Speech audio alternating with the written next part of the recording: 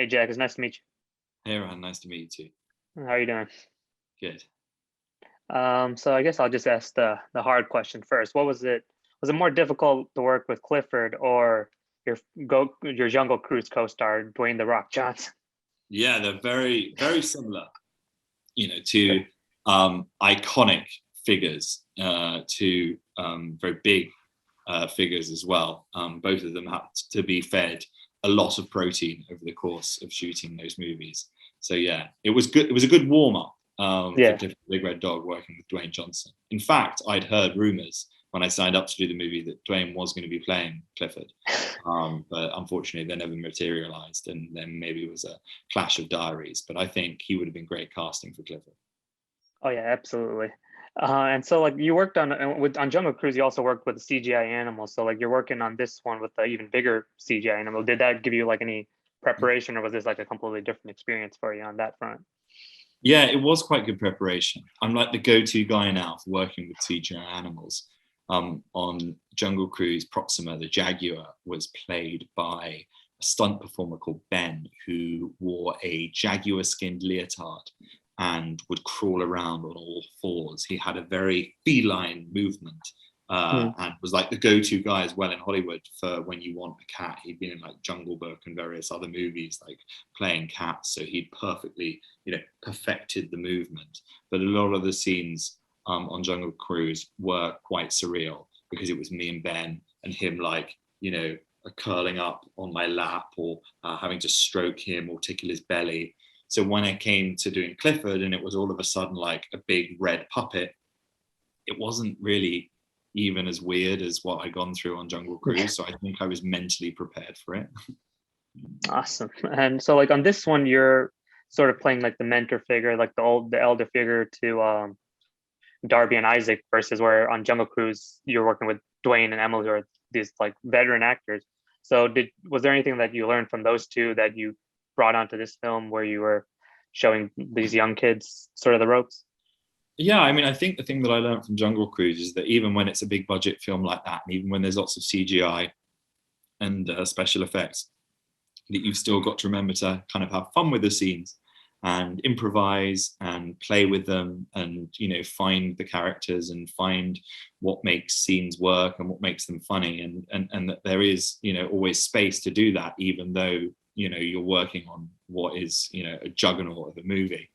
And that was not necessarily something that I knew going into Jungle Cruise, but it was definitely something that I took away from it.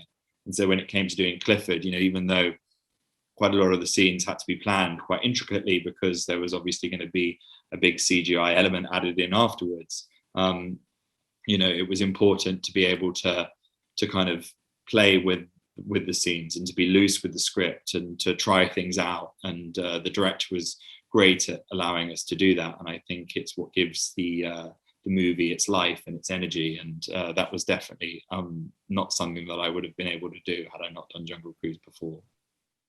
So yeah.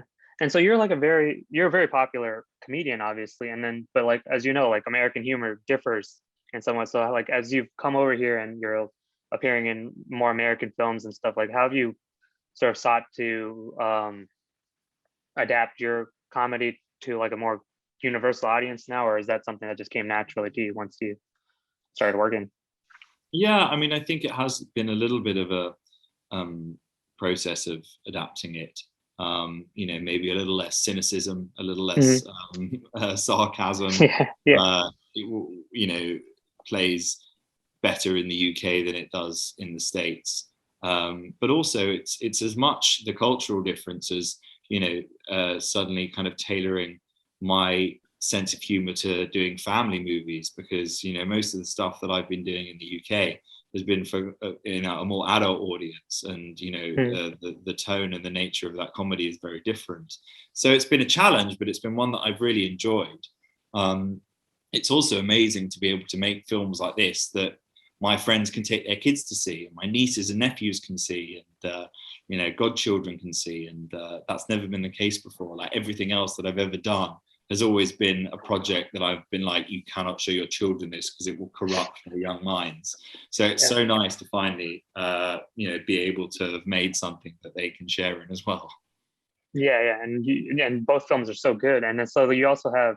Did you see any similarities between Casey and McGregor? Because it is like a family film, like you're saying. So was that the main aspect of the script that sort of appealed to you when you were initially approached, or Yeah, well, I was mean, it? I guess the one major crossover that you might sort of instantly notice is the physical comedy is obviously something that I'm always drawn towards, and physical comedy is something that's pretty universal as well. It's the comedy of slapstick from silent movies through to big family movies like this. It's a humor that works on every level in any language, and it's something that I've always been an admirer of, and I love crafting a physical set piece and a pratfall or a visual joke. And so yeah, with both of them there was obviously quite a significant physical element to them, and that's something that I really relished.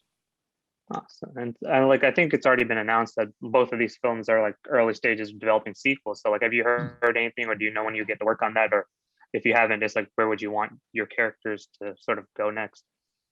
Yeah, I mean, it's fantastic that they've connected with an audience in such a way that the studios feel confident to start developing sequels for the movies, and I would absolutely love to be able to tell more stories and to play and revisit these characters, and just hope that in both cases they find interesting ways to develop the characters and to surprise audiences and to put them into new and interesting environments and situations, and find areas to go that will kind of surprise audiences and will be a challenge for me as an actor. Yeah, I mean, and also on a more kind of literal level, for both of these sequels, I have been pushing very hard for them to be set in London, just because it's more convenient for me. And I live Yeah. here. Jungle Cruise, they could easily do one of those up the Thames, maybe to Henley on Thames or somewhere like that.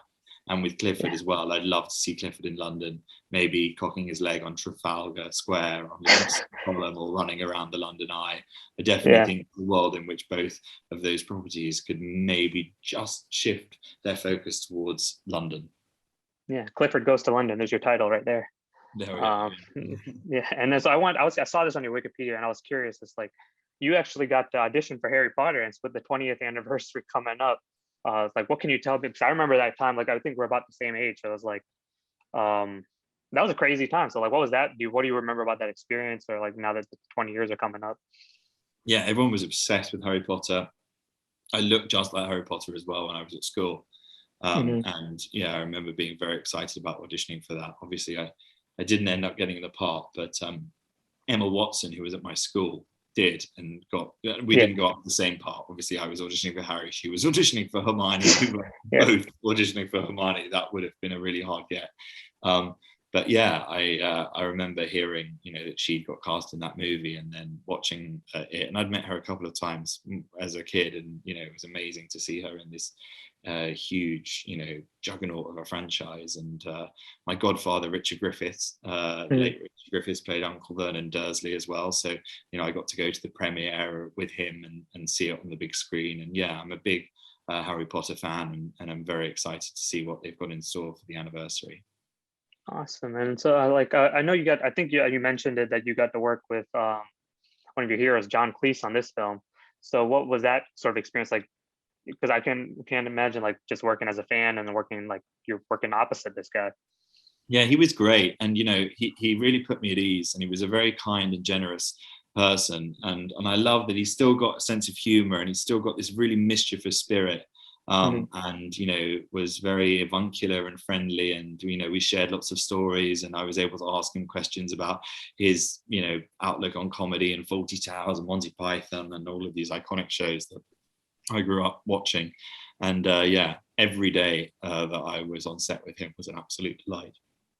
Awesome, man. I don't want to keep you for too long, so I just want to ask, like, now that you've done some family films, like, what's the next stage of your career look like, and then like, where do you want to, like, what kind of roles are you looking? Because you bring such like this sort of earnestness to your parts that I've seen like in both Jungle Cruise and in Clifford, and it's like, so what's your next? Like, you want to play like a bad guy, or do you want to go action or something like that. Yeah, I'd love to do something like that, a bit different, and go and try and do an action movie or something that's a little bit darker in tone, and try to find something that's, different and challenging. And I've shot this movie Robots with some of the creative team behind Borat and lots of the Ali G stuff.